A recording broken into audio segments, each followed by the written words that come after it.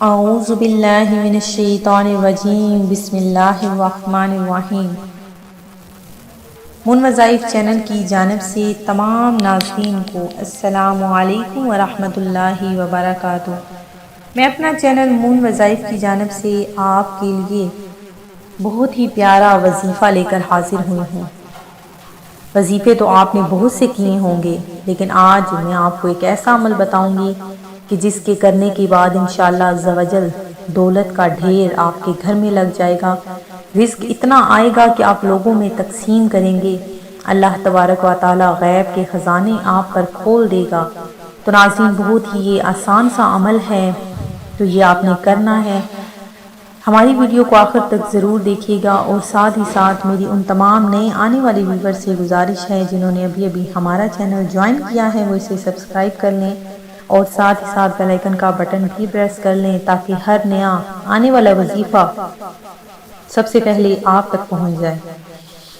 تو ناظرین، جیسا کہ آپ جانتے ہیں کہ ربیع الاول بس اختتام کو ہی ہے، تو ربیع الاول ختم ہونے سے پہلے آپ نے یہ عمل کر لینا ہے۔ تو ناظرین، جو بھی یہ عمل کرتا ہے، جو بھی یہ عمل کر لے گا، انشاءاللہ عز و جل بہت زیادہ اس کا ثواب ہے، بہت زیادہ اس کارِ عمل کا اتنا زیادہ ثواب ہے کہ آپ سوچ بھی نہیں سکتے۔ اللہ تبارک و تعالیٰ کو صدقہ دینا ویسے ہی بہت زیادہ پسند ہے، اور اگر ربیع الاول میں یہ عمل کر لیا جائے تو انشاءاللہ عز و جل اس ماہ مبارک کے صدقے میں اللہ تبارک و تعالیٰ رزق کے مسائل حل فرما دیتا ہے، اور دولت کا جو بھی مسئلے ہیں آپ کے کہ آپ کے گھر میں دولت نہیں آتی، دولت آتی ہے لیکن اس کا کوئی فائدہ نہیں ہوتا، وہ اتنی کی اتنی ہی رہتی ہے، اس کا کوئی منافع آپ کو نہیں مل رہا، تو اللہ تبارک و تعالی غیب کے خزانوں سے آپ کو خزانے عطا فرما دے گا۔ تو ناظرین، ربیع الاول ختم ہونے سے پہلے آپ نے یہ صدقہ کر لینا ہے، انشاءاللہ عز و جل آپ کا جو بھی مسئلہ ہے وہ حل ہو جائے گا۔ تو ناظرین، اس کو بہت دھیان سے سن لیجئے کہ کس طرح سے آپ نے صدقہ کرنا ہے۔ سب سے پہلے تو آپ نے گوشت یا کوئی بھی کھانے کی چیز، گندم ہو سکتی ہے، چاول ہو سکتے ہیں، گوشت ہو سکتا ہے، یا اس کے علاوہ آپ کوئی بھی کھانے کی چیز، کھجوریں بھی لے سکتے ہیں، آپ نے وہ لے لینی ہے، اور نماز فجر کے بعد آپ نے جب